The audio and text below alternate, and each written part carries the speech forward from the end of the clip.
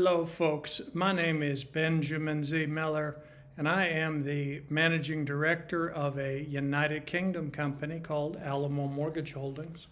Alamo Mortgage Holdings is a company that can pay you a long-term passive income when you make the wise decision to purchase one of our bonds. You can be earning hundreds of basis points when you purchase one of our bonds.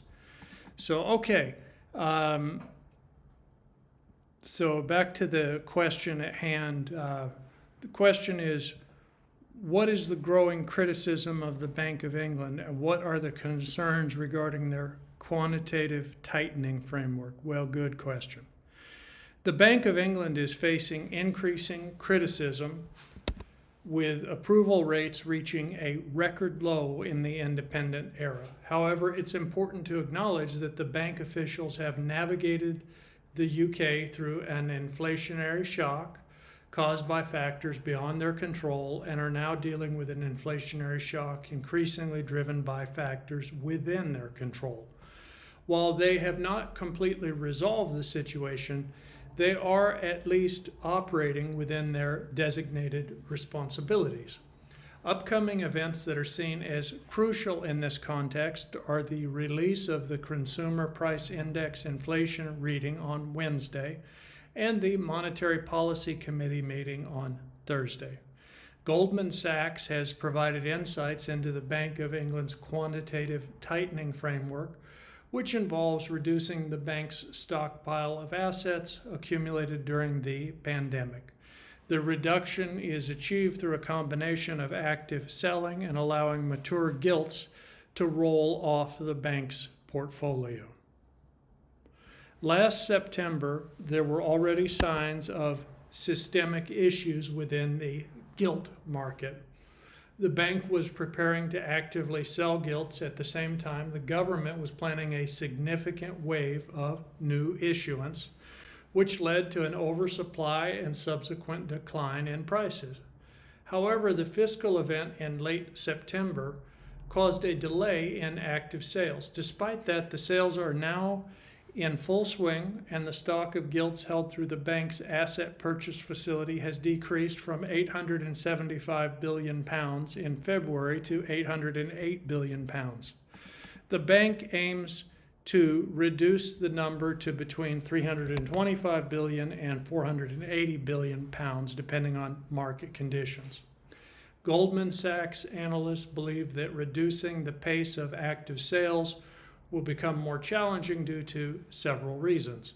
First, net gilt supply to the private sector is expected to increase significantly in the coming years, resulting from higher net gilt supply to the private sector, resulting from higher net gilt issuance and higher redemptions from the asset purchase facility.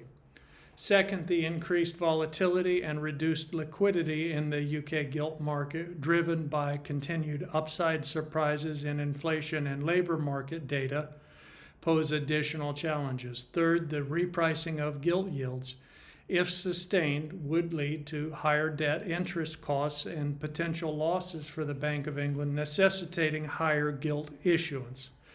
Estimating the future pace of active sales is difficult due to the current uncertainty. Goldman Sachs's baseline projection suggests a reduction to around £7.5 billion per quarter, while keeping the annual stock reduction target unchanged at £80 billion for next year.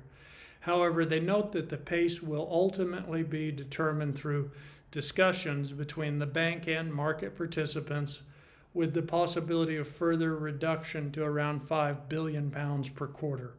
Currently, the pressure from gilt yields primarily affects the government, but it could potentially spill over to the Bank of England.